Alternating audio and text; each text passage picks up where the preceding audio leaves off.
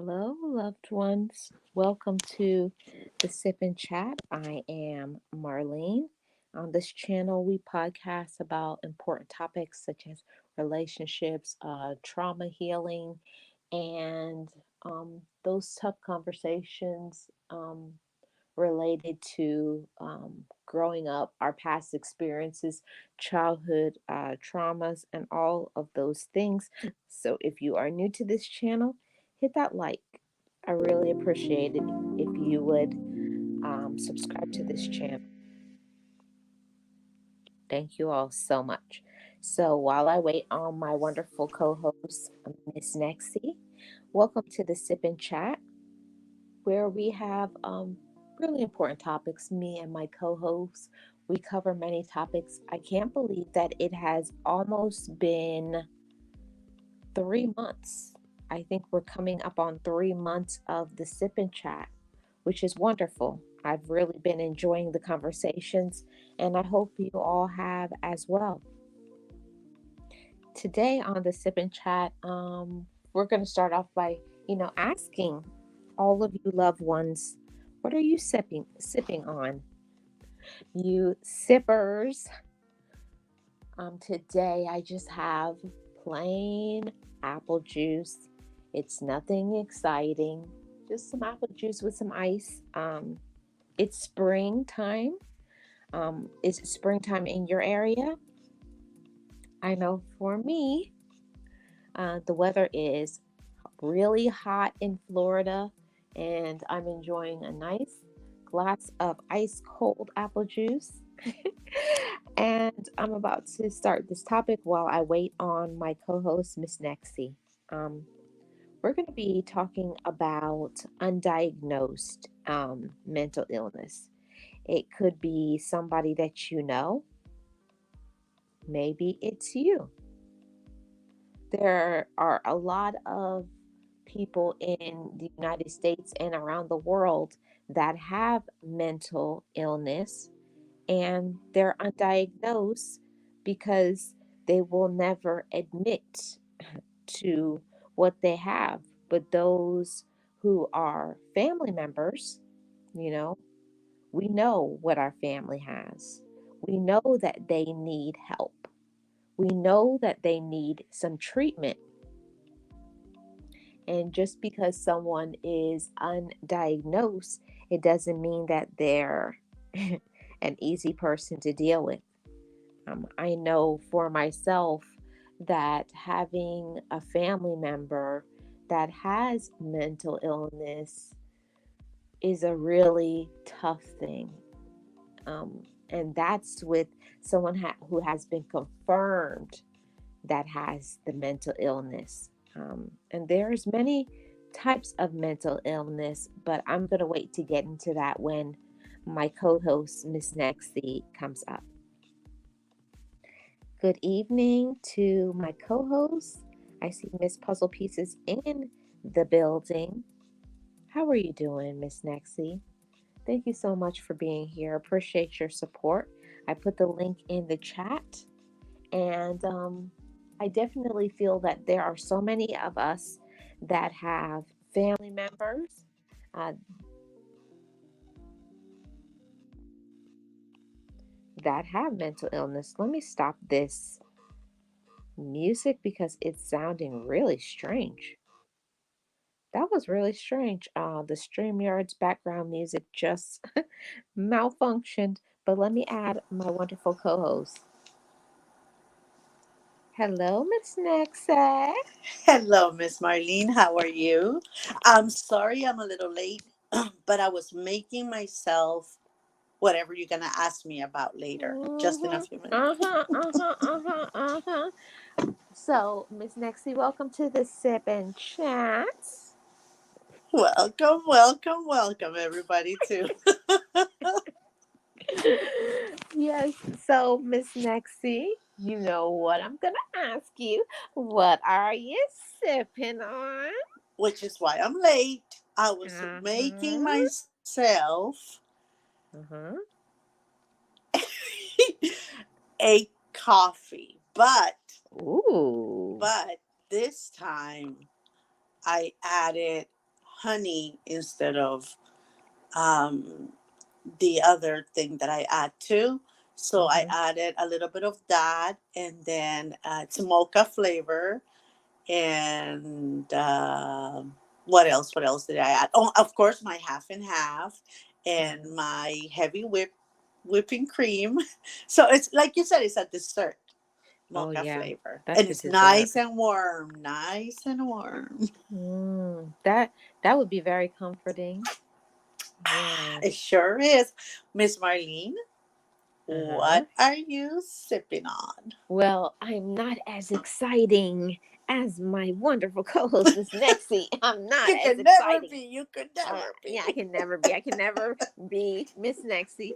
I just have a lot of ice in my cup because I'm melting hot here in Florida. I feel like I'm under the sun. Oh, it's so hot. Really? Yeah. Do you want me to be upset about that when I'm over Yeah, here I freezing do. and I have a cloudy sky that we cannot even see the sun? And you want me to be mad? I Go want ahead, some continue on, continue on. I want somebody to say, "Oh, I'm so sorry, Marlon. I Not know sorry it for you, gets Marlene. cooler." Okay, you know what? It's getting better. The sun came out a little bit now, but it was total darkness, Marlene. It was so cloudy Mm, and so cold. So yeah, no, I don't feel anything about you. Nothing. okay, okay, okay, But okay. anger, because I wish I was in Florida right Yes. now. So I see Nate the Great Podcast just came in the building. He's Hi, greeting us. Nate. Hi, Hey, Nate. Nate, baby, what's going on? Yes, and I just wanted to say, and I know everybody can't live the Florida life, Go on. just okay, It's okay, not. Go okay, on. Go on. okay, Just okay. I you know, have to. Nate and I are in a place that is really cold right now. So go on. I'm gonna give you those two more seconds for you to enjoy your Florida weather. Throw it on our faces. Go on. Go on. No, because you watch tomorrow. It's going to be cloudy, and I'm going to be miserable, and I'm going to be in a what do they call those? Long johns. Yep. I can picture you, and that's not right. I do not like cold weather. No, nope, nope, nope, nope. Okay. Okay, now how many of those do you? No, never mind. Never mind. Go on. No, I know what you were going to ask me. How many do you have on your person, and how do you know them? That's what I want to know.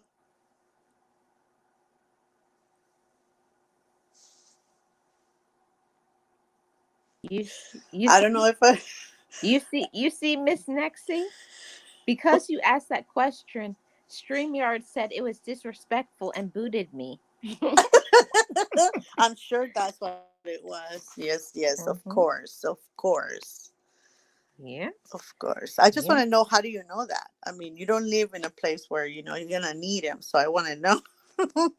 Oh, shots fired. Shots fired. Okay, okay, okay. That's okay. Nate says Duck down. tomorrow it's gonna be back to 60. He's used to all four seasons. Yeah, Yeah. yeah, he sure is. Mhm. So So am I. Miss Nexie. So today's topic, we're talking about undiagnosed mental illness from family. Yeah. Yeah. We're going deep now, huh? Uh-huh. Uh-huh. You, Uh-huh. Yep. Yep. and most again, um, we're speaking about our families, right, Marlene? We're not Mm-hmm. speaking about anybody else's, but our cultures are pretty alike, yours and Mm-hmm. mine. When it comes to mental illness or any other kind of illness for that matter, they're very undiagnosed. Mm-hmm. They're very they always look they always make it seem like it's like don't touch that topic, like it's taboo. You're not supposed to say those words. You're not supposed to get a diagnosis, or you Mhm. cannot say those words around this person because they're sensitive, or they're this and they're that. And being in the medical industry that you and I have been, Mhm. um, we understand now that it's not that the person was moody, or it's not that your uncle was always really grumpy. It's not that your, grandma was always very violent. It's just that they had, for what we know now, working in this field, is that they were undiagnosed. Yes. Yes, I agree. I agree a lot. There's a lot of um like hidden conversations, or a lot of secrecy, a lot of walking around on eggshells, when it's just like why do we keep covering up something that, I talked about it yesterday, one of those uncomfortable conversations. Hmm. They don't want for anybody to say they have certain things. And of course, we can't say it because they've never been diagnosed, quote Hmm. unquote. But those of us who have been in the medical field long enough know, we know that something is not right with them. Yeah, exactly. And it's something so that if they would kind of like put themselves in our shoes a little bit and see it from our view, they will understand that it will be they will live a better life, right? They will have Mhm. a better outcome if they gotten it diagnosed and taken the Mhm. proper steps to get better. But Yeah. because it's something that is a stigma, you don't want to put that on that person. You can't say that, because if you go to a psychologist, psychiatrist, or a therapist, God forbid your child went to a therapist, oh my God. And they make it a huge deal, because I've seen it happen in my family. Oh no, don't Mhm. talk to her daughter. No, no, she went to a psychologist. There's something wrong with her. And, Mhm. and things like that is what, our families, pretty much their history is all about. Even though Mhm. that those, bursts of shouting matches and screaming that your grandmother or your grandfather will get on, or your mom or dad will get on, is because they had that mental illness. You saw the highs and lows. You saw the deep depressions. You saw all of that. You didn't know what it was until you started going through, at least us, right? Until we started going through, you know, medical school or something like that. So we Mhm. know what was happening. Mhm. Unfortunately, in our culture, is very, very hard. I mean, your Jamaican roots and Mhm. my Hispanic culture, it's very rare that people get the help that they need Yeah. or diagnosed with anything. Exactly. And I just wanted to welcome in Nicole. How are you doing?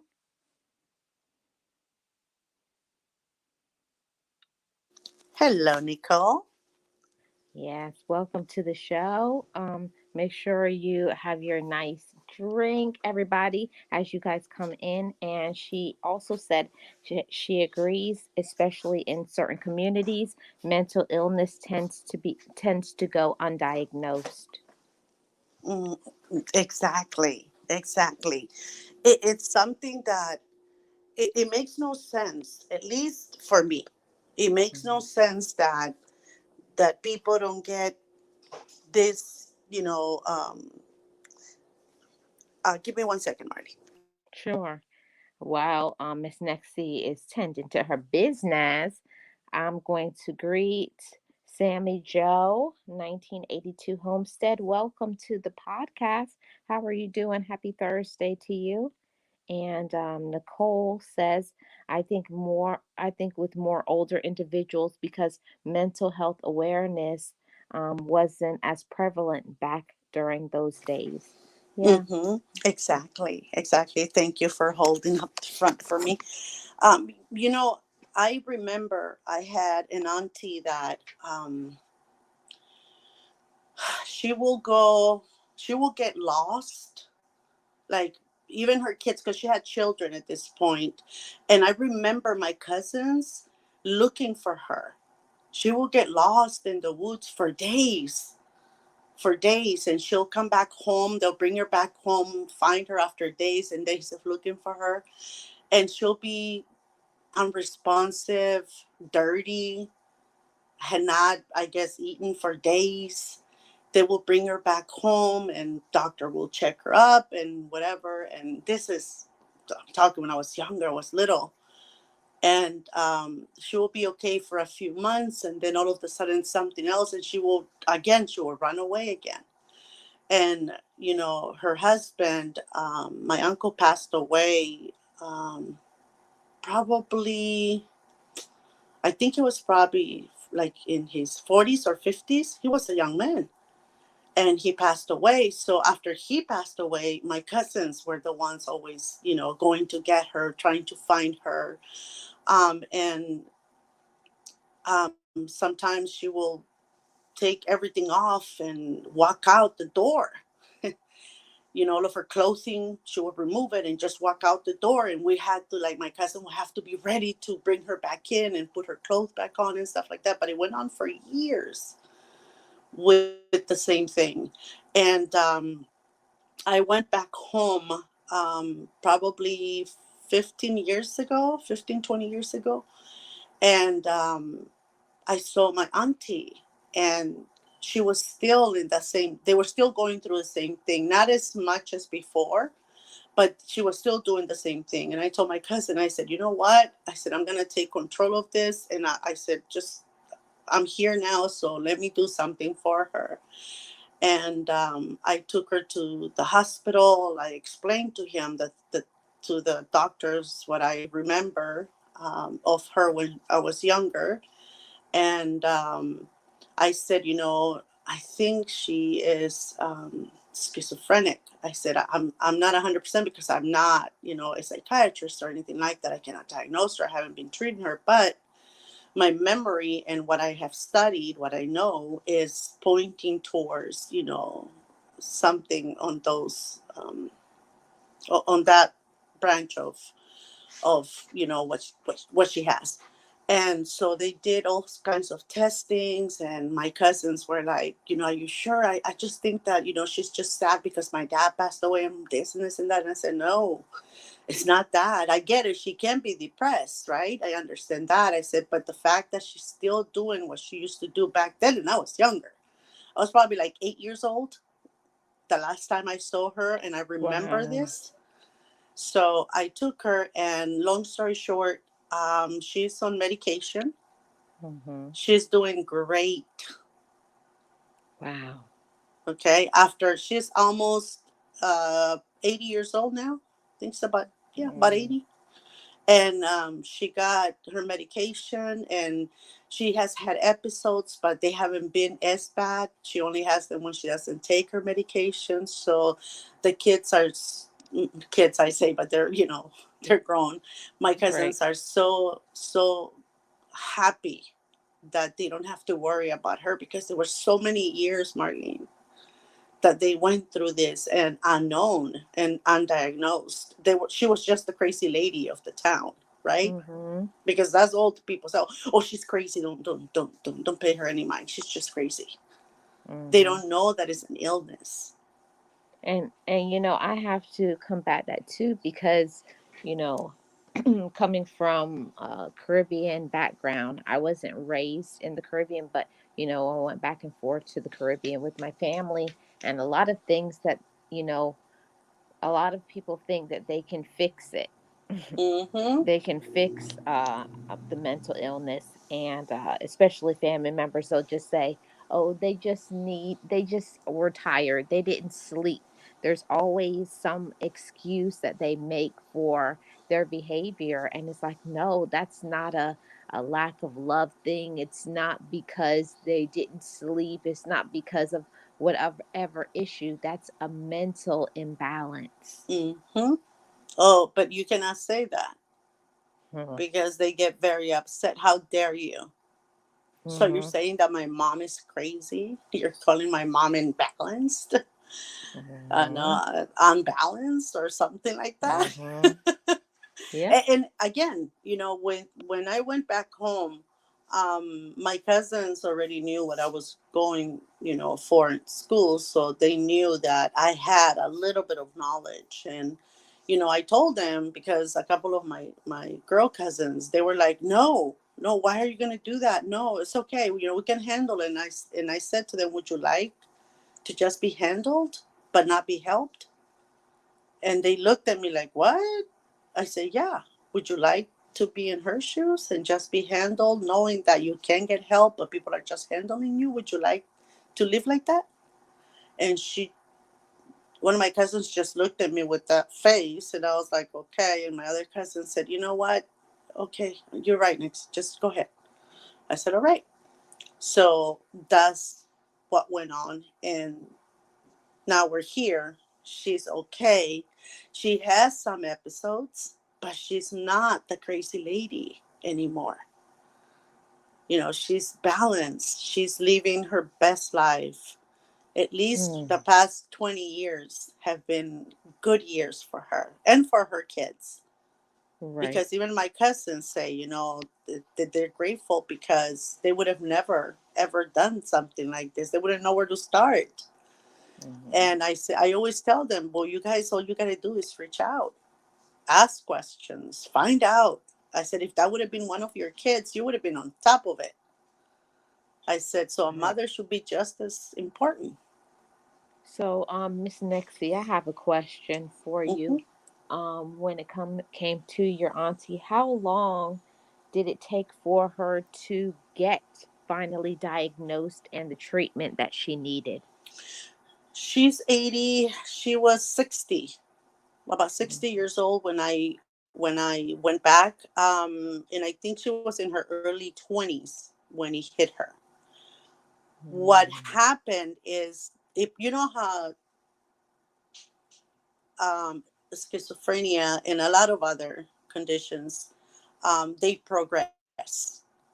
Gone untreated, Mhm. they come to the point where you lose all sense, right? Because they get you into that, the mental illness gets you into that you don't even know where you're at or who you are, if you don't treat it. So what happened to her is, I think she got it in her early 20s, but then my uncle passed away. And my uncle would deal with a lot of her things, so we didn't really know that she had this. We found out how bad it was when he passed away, because then the kids had to be the ones looking for her, because my uncle would always say, oh, she went to so and so's house, she'll be gone for like a couple of days. He never told the kids, she's out, lost, I don't know, I'm gonna go look for her, right? Not to worry them, I understand that. But so he never did anything like that, so the kids really didn't know what was happening until he passed away. That's when they had to experience all of her manic episodes. Mm. Sometimes she'll be talking to herself. She'll be up day and night, leave the door wide open in the house and get out and walk around the streets at midnight, 2 in the morning, 3 in the morning. Just walk, walk, walk, walk, walk, walk nonstop. And that's how she used to get lost. And the kids will take turns, but it's tiring, Marine. So Mhm. if you're asking me how long, I will say probably about 40 years. Wow. That 30 years exactly, without me knowing exactly what was going on. that But I'm sorry, Nexie. oh, no, no, no, I was going to say, about 40 years without a diagnosis, because she got it in her early 20s. So she had all of those years where she could have been helped and lived a better quality life because being undiagnosed, you are going through you're fighting this battle, a losing battle because they can't help it. They can't help it. Mm-hmm. I Yeah, really do feel sorry for them. exactly. And not only that, here there is so much more information than we have back home. It's a third world country, so we're very poor country. So medicine, even though it's good and everything, is not as advanced as it is here when it comes to mental illnesses. Mhm. And in fact, even right now in the school districts of where I'm from, which is I'm from El Salvador, even for autism and things like that, they don't have the teachers, they don't have special ed classes, they don't have a lot of the things that we have in this country. Mhm. So, imagine back in the 70s, right? 80s, 90s, with all of this. So they really they didn't have a diagnosis for her. Mhm. Wow. I was the one that told the doctor, I feel that this is what she has. And he started reading about it and, saying, you know what? Yeah, a lot of the things that she has, because she started reading her chart, because she had a very large one at the Mhm. hospital where my uncle used to take her, or the kids will take her in for like 3-4 days, because she will be malnourished and dehydrated because she was out and about for days with no water, no Wow. food, no nothing. Mhm. So yeah, so back there, now they're getting better, right? They're becoming Mhm. more advanced. They're getting more info now with the internet and all of that. Where I'm pretty sure they're becoming more aware of what mental illness is all about, and the signs and things like that. The what you have to look for in certain people. But back then, it wasn't really known what she had. She was just a crazy lady Yeah. of the town. Yeah, Miss Nexie, because I didn't have anybody in my immediate family, but you know how you have um, a friend of the family that turns out to be like a family member because it's your parents' friends. So Mm-hmm. you call how in the Caribbean we call them auntie, and when we get older we find out that's not even our auntie, that it was just your mom's best friend. But Yes. um, and that's one of the things is when my mom's friend, I know for sure she had mental illness because she would just be like, she's so happy, and then the next thing she's screaming, and then she would be crying. Mm, So, and that was something you just said. People would just say, "Oh, she's having a bad day." And I used to say to myself as a child, not out loud because you would get swatted in your face, but I used to say, "She's always having a bad day." You know, she's always having a bad day. But Dawn said this is hitting home, and yes, I can even say even in this country, um, here in the United States in Florida, growing up and having a special needs family member, they didn't have a lot of things for the special needs. Even 30 years ago, mm-hmm. they didn't have the group classes and have them to be able to have classes for them to have fun and have outings. Back in the day they used to just put them in an institution and lock them in a room with padded walls. Pretty much. Hmm. Pretty much. They will actually tell.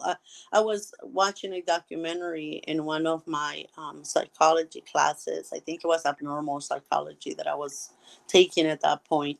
And the professor played some documentaries, and um, they would call the moms that had children with autism, but back then wasn't called that, right? But with mental illnesses, they would call them refrigerator moms, because they will blame them that they didn't have the motherly love that they needed, and it's why the kids will come out the way they did.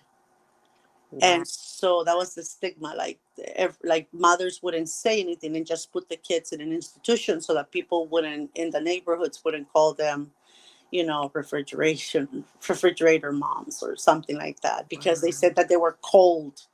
That the doctors will tell them this, they were cold, and that's why the child didn't, that the child came out with, now that we know, is autism, right? uh, Hmm.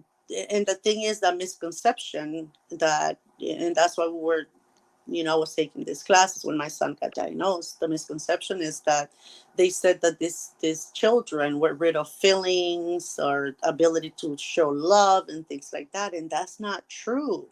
It's not. We have found out through years and years of focusing on them that actually they're very loving, they're very affectionate. They don't know how to show it to you, but they do it in their own way. We want them to show us how they love us in how we understand it, right? In our way, Mm-hmm. roses, candies, little hearts, Mm-hmm. things Or, like that. yeah. But Or saying the words "I love I you," and love they may you. not be able to verbalize that. Yeah, but people throw that word out so much. I love you. They don't mean it. But these kids, when they tell you I love you with their little faces in front of yours, giving you butterfly kisses, that's love. Mm-hmm. Exactly. We have a question for from the comment section. Dawn is saying, "What would be your advice if a family member is in denial?" Mm. I How can much time say, do you I have? know how much time do we got? No, I will say uphill battle. No, um, depending on how close of a relationship you have with this person. Um, what I did with my cousins is I went to the library and got books on what I thought my auntie had. So I will leave them and say, hey, look, just read it whenever you can. I feel that this is what she has. Just look at the signs, look at everything that she does, and read what is there and see how many of those traits apply to her. And trust me when I tell you, she's schizophrenic. And it's not that she's crazy or anything like that. It's just an imbalance. So pamphlets, books, if unless you have a very close communication and close bond with this person, you can do it face to face. Mm-hmm. But a lot of times, certain shows that point out to this condition that you feel they have, or but if you have a close relationship, talking to this person and saying, I feel that this is that you have this, I don't know why I feel this way, and or like, again, it's a very, very difficult thing to do.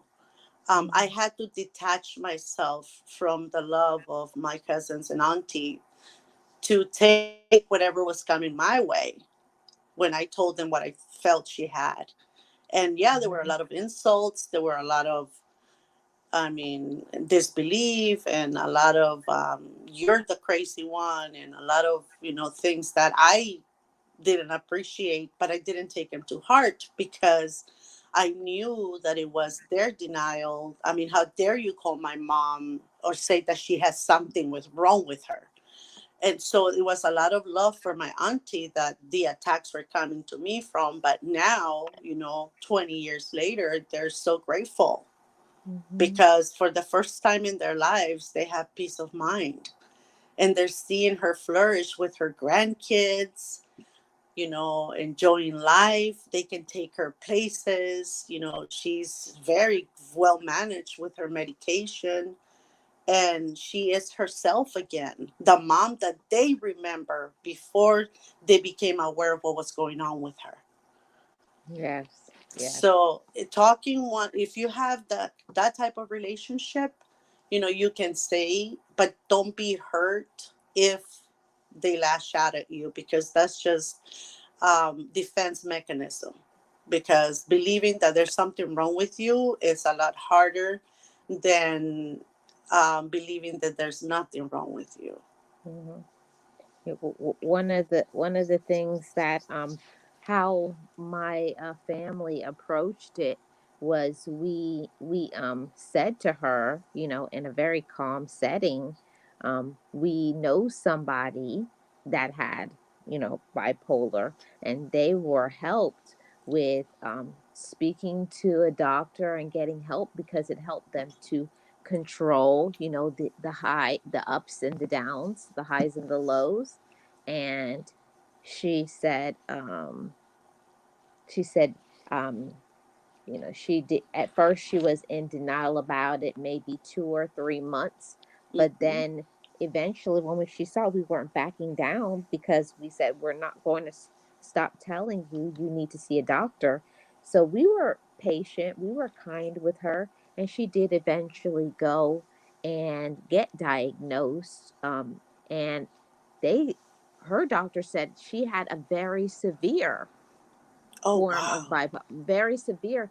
And at that point, I don't even know how old my auntie was, because I was small. Maybe I was 8 or 9. And I believe at that time she was like about 55. Oh, wow. And she was never diagnosed until that point. Mm-hmm. Again, So, yeah. Hmm. it's something that, and the right medication, and a lot of times they get discouraged because they have to go through different, types of medications, different dosages to make sure that they have the right combinations so that they can better control, their mental illness. And that on itself, having to take a pill every so often, maybe making them a little bit woozy or whatever. They don't like those things. They don't like feeling like that, and having to take it all the time. They Once they start feeling a little bit better, they say, "I don't need it anymore." Hmm. So getting through all of that is what discourages them a lot from, seeking the help that they need, Hmm. or listening to what we're trying to tell them. Because I had a friend too, a very close friend, that had bipolar disorder, and she will be laughing, giggling, I mean, cracking up with us on a movie, and 5 minutes, I mean, the switch was so severe. She will be on the floor crying, from laughing to crying. Actually, not even minutes, it will be seconds. I Mm. remember some episodes where she'll be on the floor and we couldn't get her up. She'll be crying from being giggling and enjoying the movie to down on the floor for days after that. Mm. And eventually she got diagnosed, and she had bipolar disorder. It wasn't severe, right, like your aunties, but it was bipolar nonetheless, because she will be nice to you, and then all of a sudden she'll be cussing you out, and you Hmm. had no idea why. You're like, "I didn't do anything, I was just asking you a question." Hmm. And a lot of fights in stores, sometimes with people, random people, constantly yelling at her fiance. And so there was a lot of things that we were seeing with this girl, compared to with my auntie. My auntie was more like, you know what? I feel that this clothing is not for me, so I will take it off and walk out the street bare. So, it wasn't because she was showing off her body. It was because for her, that clothing wasn't appropriate for her. It felt foreign. So she will take it off and walk out. So we had to go, the kids, not me, her kids will have to go get her and cover her up and bring her back home. And she'll be fighting them because, she didn't want to put it on. But with my friend was different. It was more like the ups and downs. Hmm. And it used to be something to deal with that. I don't know if you dealt with that, Miss Nexie, but with me, it used to be we're having a good time, we're having a good conversation, and then the next thing like snap on me, like she would remember something and say, "Yeah, you did this," and it would be something that happened like a few days ago, and she would be talking about it like it just occurred. Yeah. And I would be looking at my brother like terrified, like what just happened? Because you were a baby. What did you know? Yeah. And the thing is, Marlene, the saddest thing is that our family normalizes those things. So as we get older, and God forbid we have something, a condition or something, or one of our kids or our spouse or someone in our immediate family has something like that, we, since it's normalized for us, it takes us a little bit to actually see, hey, you know what, no, this is not normal. This Mm-hmm. is not the person I married, or this is not a child I raised. There's something wrong with them. But because it's been normalized to us for so many years, so many decades, that we sometimes fail to see that there's something wrong with a loved one. And I agree. And I want to highlight this comment from Dawn. I really like this comment. Inform yourself of the illness, set boundaries for yourself, and provide healthy support when they ask. And most of the time, they don't ask for help. Yes, they won't ask you for They help won't ask for because help. Mm-mm. their mental illness tells them there's nothing wrong with them. Mm. My auntie still says there was nothing wrong with me. So where would you? We asked her. So where did you go 3 or 4 days at a time without food, without water? And she'll be like, I did that. No, I never did that. No, I don't know. I've never done that. I've never gone away. How could I leave my kids? That's what she says now. I will Mm. never leave my kids. But in her manic episodes, she didn't even know she had kids. Wow. Yep. You know, so but they don't ask you for that because according to them there's nothing wrong with them, Mm-hmm. which is why when you're talking to someone about this topic, if you feel that there's something that you're concerned about, kid gloves, right? Mm-hmm. And Yeah. a lot of compassion. And if you feel that that person is not understanding or is not gonna receive your message the right way, get some pamphlets, Mm-hmm. get some books and just leave them for them, read it, because I feel that leave a note in the book. I feel that there's something here that I feel you have, or you can benefit from reading this. Mm-hmm. And so, unless you have a good relationship, good communication, but even then, they will attack you because Mm-hmm. nobody wants to be told that there's something wrong with them. Mm-hmm. That's a no no. Yeah. Well, how what we did it is that we said we want you to feel the best way that you possibly can, and we can't ignore it. We know that you are not the best that you can because sometimes you're very happy, and then other times you snap. And she had to admit that she was like that. She says, "I am, but I just thought I had an anger problem." Mm-hmm. Mm-hmm. And what Dawn says, she was told, "You are the one who is sick. I became afraid because I didn't know if the family would hurt me." To make a point, yeah, Mm-hmm. when you confront them and you tell them, I think you need to get some help, they'll switch on you, and because they are mentally unstable, you never know what they will do. Mm-hmm. Oh yeah, the switch is quick, and then you're the enemy. They don't Mm-hmm. want to take your phone calls. They don't want to be anywhere around you. And again, it's if family will, if the family will come together for it, right? Everybody will get together and sit down and say, look, like an intervention type of thing. We Mm-hmm. think that this is what's going on with you. But the problem is that if we say something, at least for me, like when I told my cousins, um, you know, the daughters were like, my cousins, my girl cousins were like, I can't believe you're thinking like that about my mom, blah, blah, blah. She's just sad because of dad. And I told them, I said, but dad died about 20 plus years ago. I mean, how sad can she be? She has you guys, right? And so I got attacked by them. And one of my cousins, male cousins, was just like looking at me like in disbelief, but giving me the evil eye, like, I can't believe you're talking like that about my mom. But now they understand. Now that they see the change, they're like, you were right. But in the beginning I was attacked for days, Mm-hmm.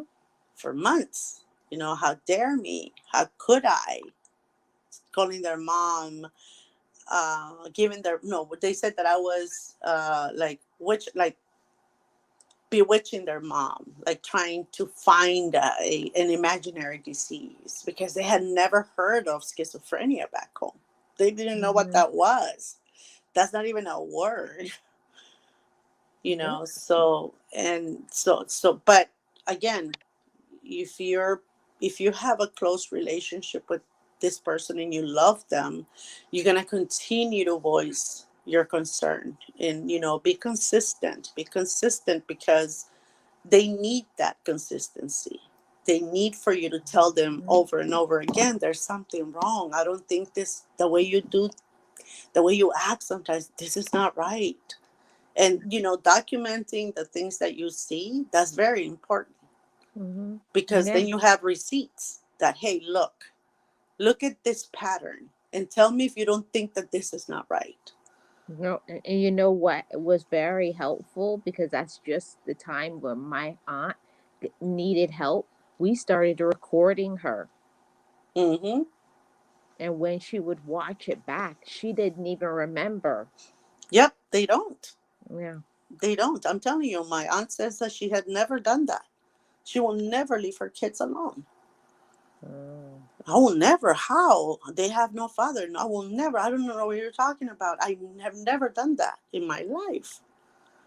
Mm. And, again, it's because of their mental illness. They don't, it's like it rejects any feedback that you can give them, positive or negative, because of their mental illness. So consistency on explaining to them and telling them that they need to seek the help, they need to get it, they need to go to the doctor and make sure, just go and make sure that you don't need any medication, go and make sure that there's nothing wrong with you, but you have to be consistent on, don't just say it once and then never again for like 3 4 years, and then you bring it up again. No, say it consistently. If you care for this person, you will say it consistently in a good way, right? Not disrespectful in any way, just consistently saying, you know what, have you gone to get a check? Do you want me to go with you?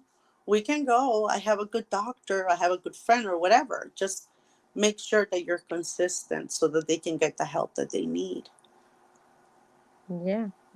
I understand. I understand all of that. And I see Nicole in the chat says that she had a neighbor that was declining in his mental health for over 12 years, and he didn't have any family around, and he didn't know what to do to get him help because they weren't close.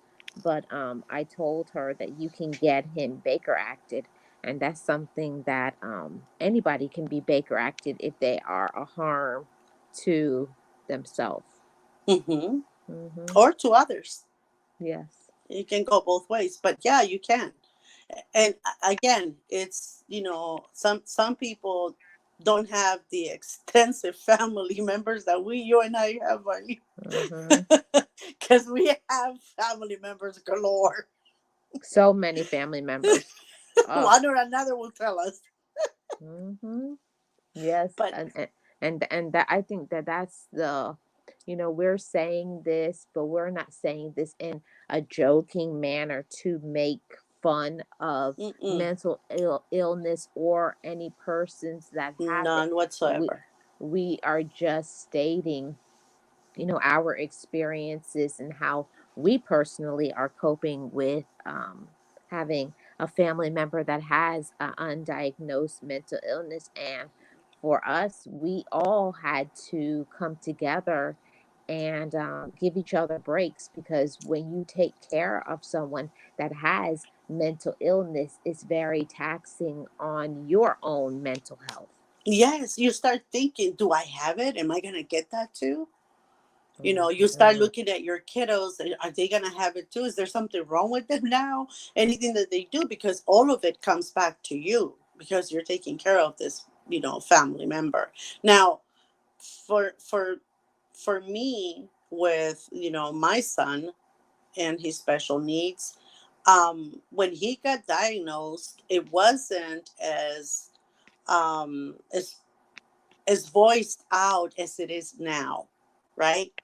Not Mhm. many people knew about it. It was there, but not many people were speaking on, like, it wasn't on TV, it wasn't on every other commercial, it wasn't, there's awareness for this, let's make this, the month of the awareness be awareness for that. No, there was nothing really. I had to research. I had to go to the library. I had to do a lot of things when he got diagnosed because, again, it wasn't well known. Now, Mm-hmm. when it hit someone that had a lot of pull in the media, and this person's, I think it was his grandson, I'm not sure, but he got diagnosed with the condition that my son has. Now it's everywhere. There's commercials, there's awareness, there's this, there's that, because a lot of these conditions are taboo, even in this country. A lot of people don't talk about things like this because, again, they don't want to get that, oh yeah, she has a sister who's blah blah blah, or she has a Mm-hmm. brother, or her uncle, yeah, he's kind of crazy, I think he has some mental problems.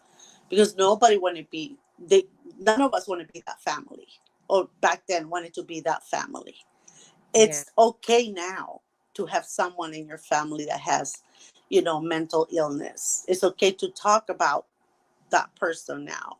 You won't be looked Mm-hmm. differently because of your family member. It's not like back in the day, right? That the minute you had someone with mental illness, a lot of the daughters didn't get married. A lot of Mm-hmm. the sons didn't get wives because, the families didn't want anything to do with that family. So it's not like that anymore. We can speak about it. We can become aware of the signs that we have to be in the lookout for. We can talk about treatments. We can talk about benefits that you can get for them so they can live their best life, as Marlene says, and not be secretive about it. You can come out with it.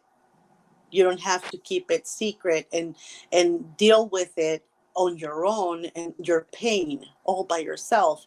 Now you can voice it.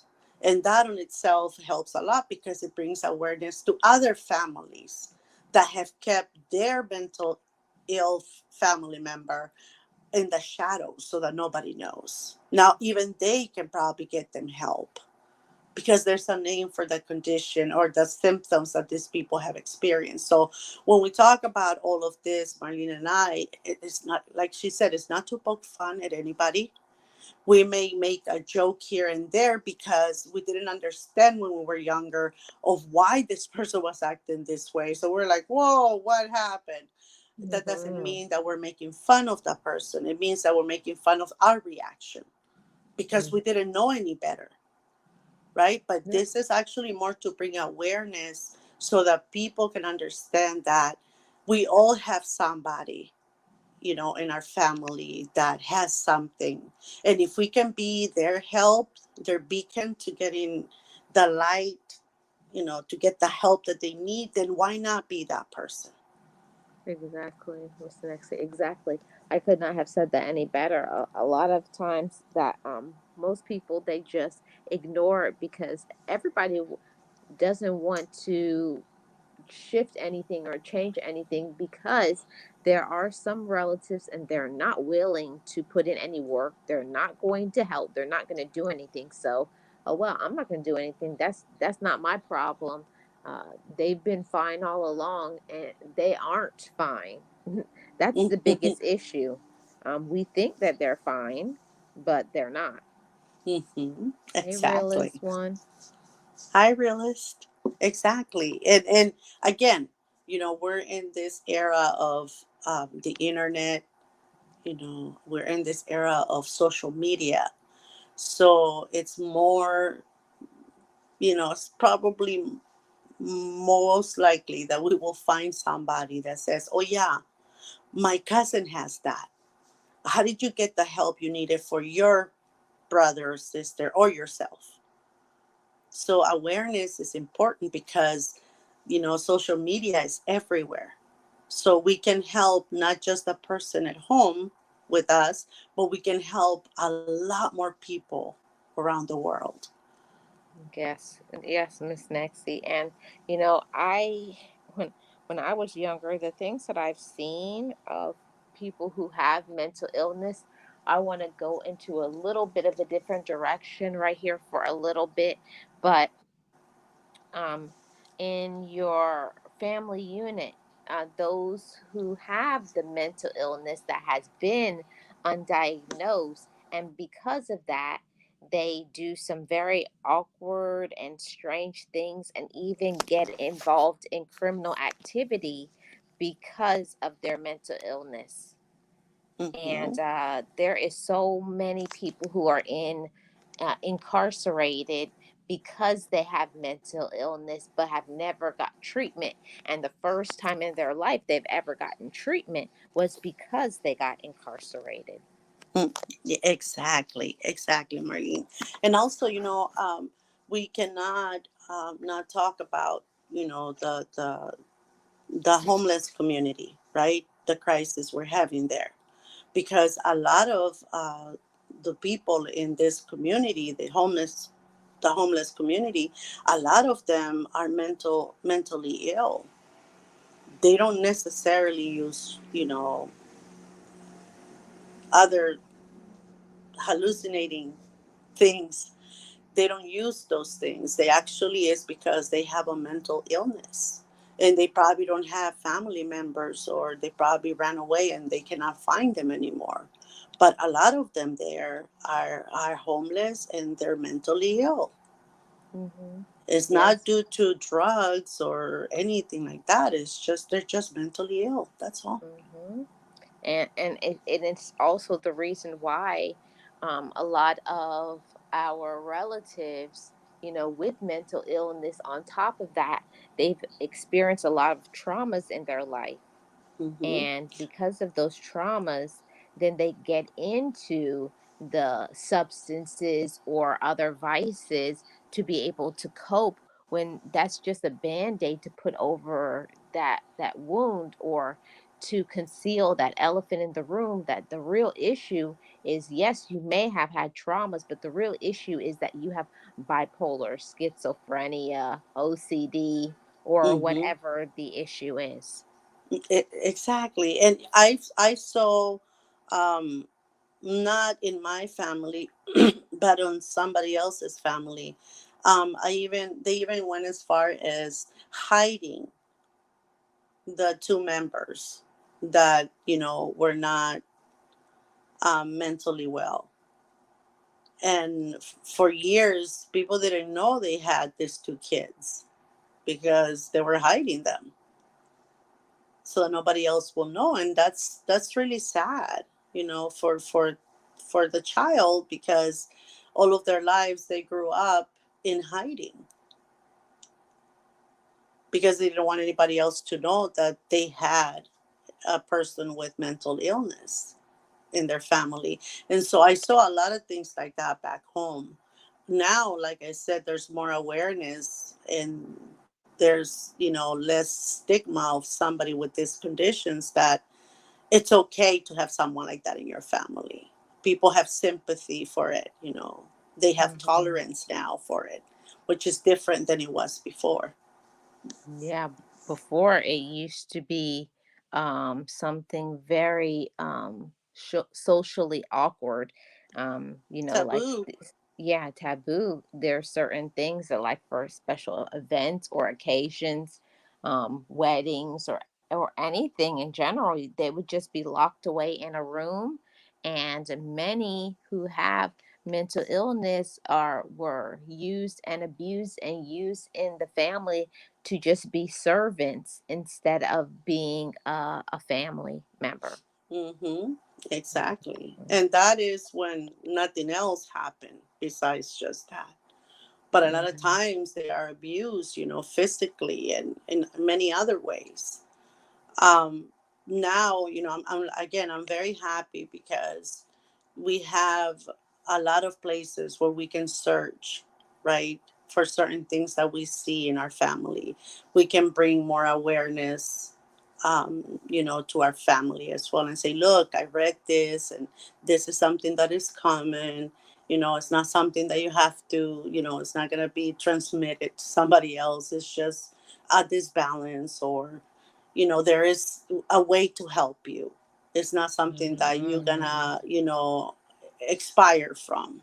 You can get help and you can be okay, you can live a good life We have a lot more ways to make a point on how to get help, why they need help, and we can give them an array of examples, through video, through books, through websites and stuff like that. So it's taken a lot more with, okay, I get it, I understand what you're saying, okay, let me look into it, right?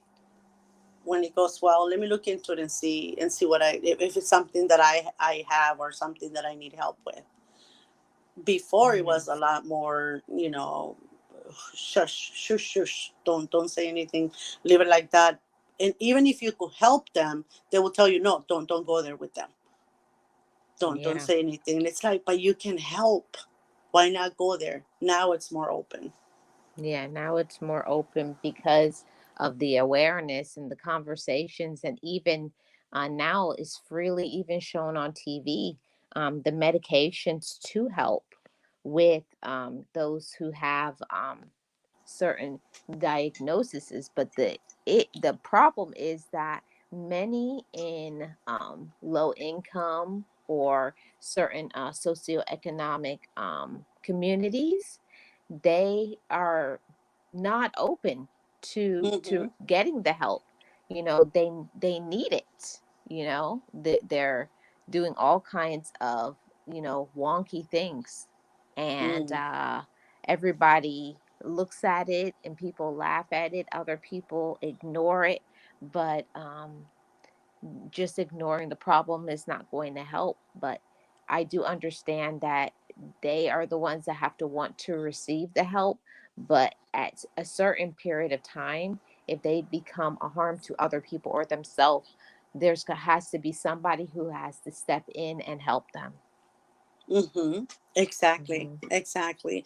And it may be you may be that person that can help them, that person that can guide them, with whatever it is that they need. And if you're lucky enough to be that person, then try to educate them as much as you can, and in the process you get knowledge yourself, and Exactly. point them in the right direction, because sometimes you need to find the right therapist to work for you, the right psychologist, the right psychiatrist, right? Hmm. So you have to make them understand the first one may not work, so let's try another one.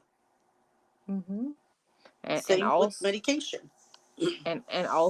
it's very important that those who have mental illness, that they get support, a support group.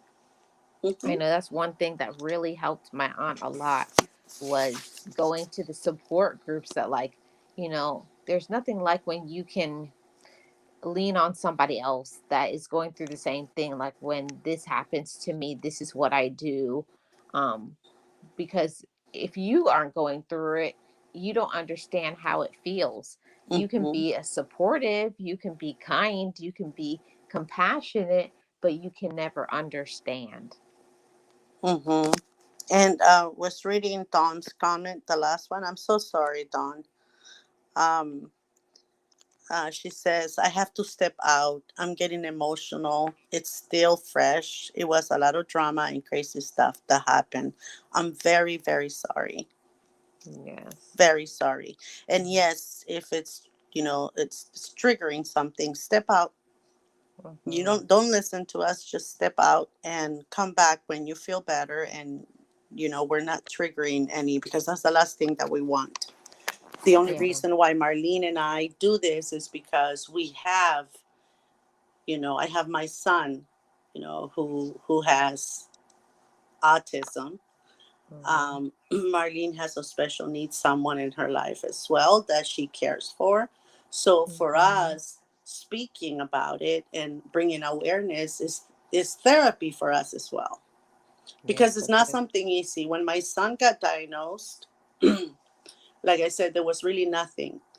There was one support group, but was really far away from me, and there was nothing in the vicinity of where I live. So what I did is I started my own support group. Now, to know what to do, I got in contact with my son's psychologist at school. We are very good friends. And he gave me some pointers on what to do and, how to kind of guide a support group and understand everybody's different needs because we're not all going to have the same needs, right?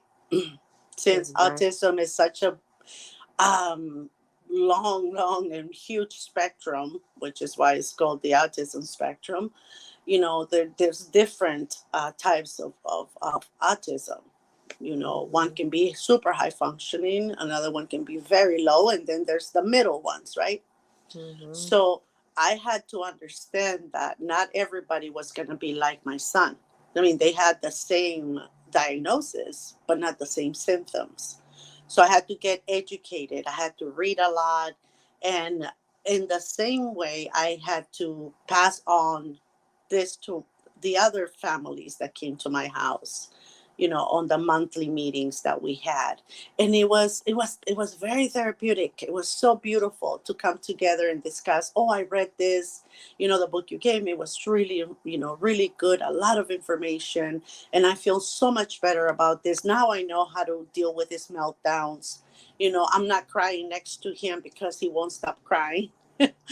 I'm not Hmm. pulling my hair when he's not listening. I know that I can redirect. Now I'm learning how to redirect. So, all of the things that we're saying here with Marlene is because we have experienced them. We have had to learn a different way of looking at things, a different way of doing things, and a different way of living life compared to someone that doesn't have, a Right. person with a mental condition at home. So Exactly. educating you guys is from our experiences. I'm sorry, Marlene.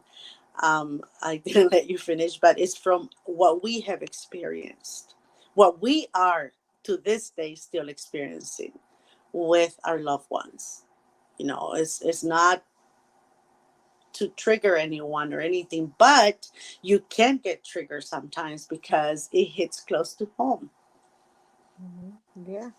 It is going to stir something because everybody has known somebody or knows somebody right now that has undiagnosed mental illness, and it's very taxing. It's frustrating, especially if that person is in denial. But having conversations like this is so important because it supports your mind, or like, and you start saying to yourself, the same thing is happening with Mm-hmm. this person that I know. So you feel like you're not alone, you feel supported. And it's very important to talk about what you're feeling and not stuff it down or try to hide, because I know many people, especially that come from, the cultural backgrounds like we do, Miss Nexie. We are raised to ignore, to hide, to Not keep say anything. secrets. Yeah, we're raised to do that, and that is not the way, because that's when you yourself get some mental health issues. So Yeah, you you sabotage have to. yourself. And in Mhm. conversations like this and topics like this, it widens your horizon when it comes to, what you need to do. It's not just the one solution fixes it all. No, no, no, no. There's going to be a lot of trial and error because mental illness is so I I don't want to say unmapped or undiagnosed or undiscovered, but mental illness is, there's a lot of different things that they can be wrong, but you know they haven't really gone deep into the studies because it's the brain. Mhm. How do you study that, right? How do you go that, like, how do you do that? So it is, for us, it's important because it helps us bring awareness, right? We honor the people that we take care of and the people we love that have a mental illness, undiagnosed or diagnosed, but mostly undiagnosed because it brings them awareness. Mm-hmm. It brings the people around them awareness as well. It can be a topic like right now that we're talking about that we cannot really say to a family member. But if they listen to what we're talking about, on our replay, or if they're listening now, they will understand what we're trying to say better than if we will sit them down one on one, right? Yes. So Mm-hmm. it is important to continue to bring this on, Marlene, this awareness. And I'm sorry I interrupted you again, but it is important for us to continue to bring this awareness because mental illness is not going anywhere, Yeah. you It's know. not. It's not. It's not something that's going anywhere, but it's something that is very important to talk about. It's something very important to be supportive of one another. And the whole thing about it is what I want to encourage.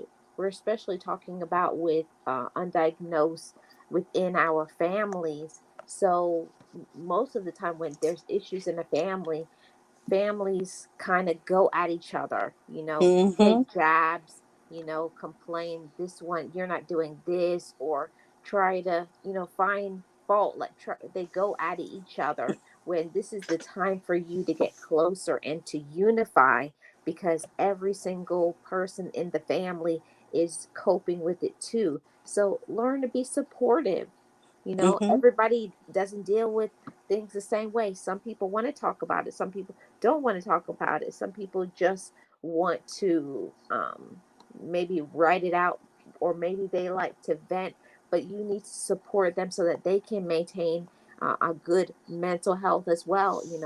Um, for them to get out, to get exercise, because we can't just be in the house taking care of a person who has mental illness because it impacts us. We need to take care of ourselves as well as the one that has the mental illness.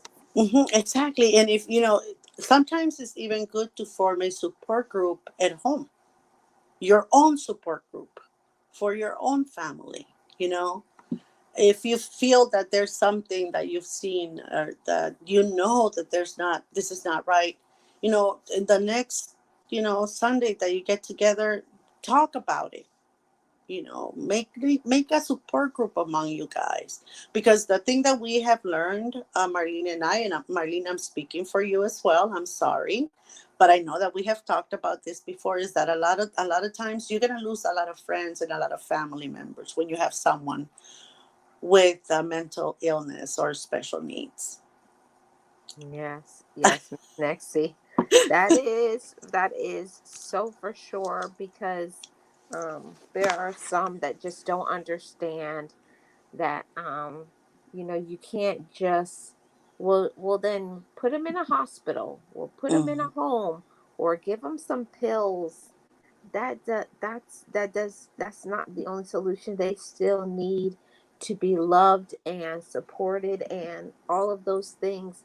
I know for myself, I'm not going to just ignore my family member that has mental illness just because it may make them feel uncomfortable. And that's what some people want you to do: ignore them, leave them at home, or why do you have to bring them around? Just leave them there.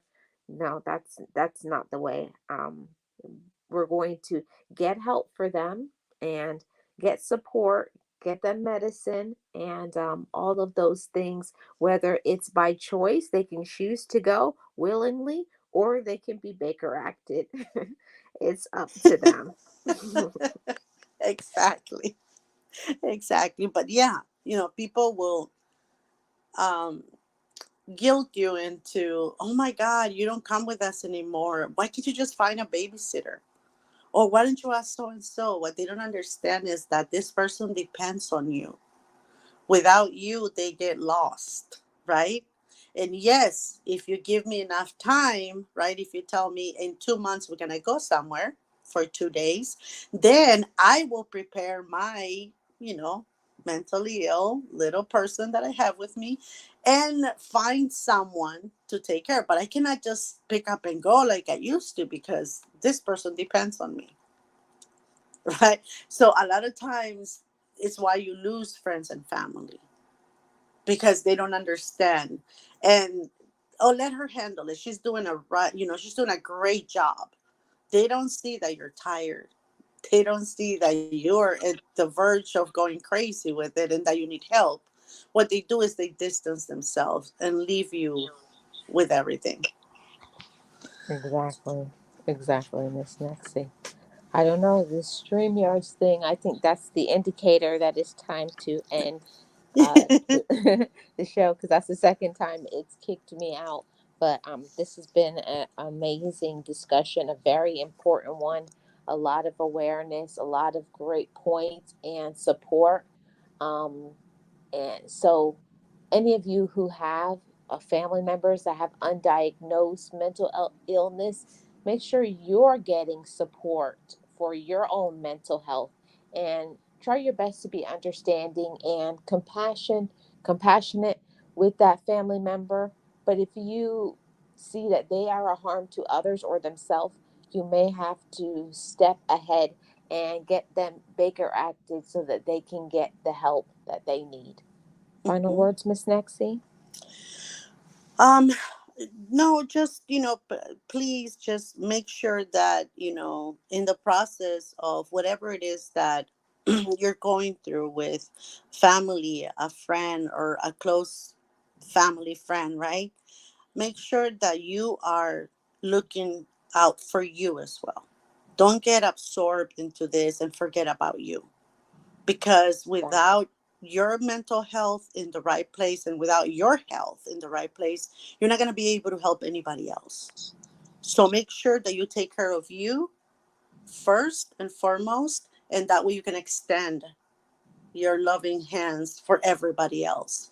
But make sure that you're okay first. And if you need help with anything, ask.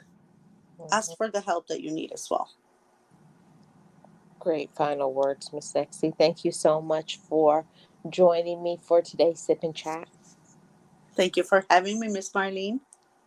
Yes, and shout out to all the mods, channel members, those who support this channel, and to all of you loved ones, any of you who have a family member with mental illness that is undiagnosed, reach out, get some help, get some support, but most importantly, take care of yourself as being a caregiver of a relative with mental illness. Thank you for tuning in. If you have not hit the like on the way in, please hit the like on the way out. I really do appreciate every single one of you. Thank you so much, Nicole, Nate, Realist One, Delightful Dawn. Tamika, Miss Yes, Tamika is Miss here. Tamika. Yes. And to anybody who is watching on the replay, I appreciate every single one of you. Thank you so much. Everybody, we'll see you on the next Sip and Chat. We sure will. Bye, everybody. Bye bye, everybody.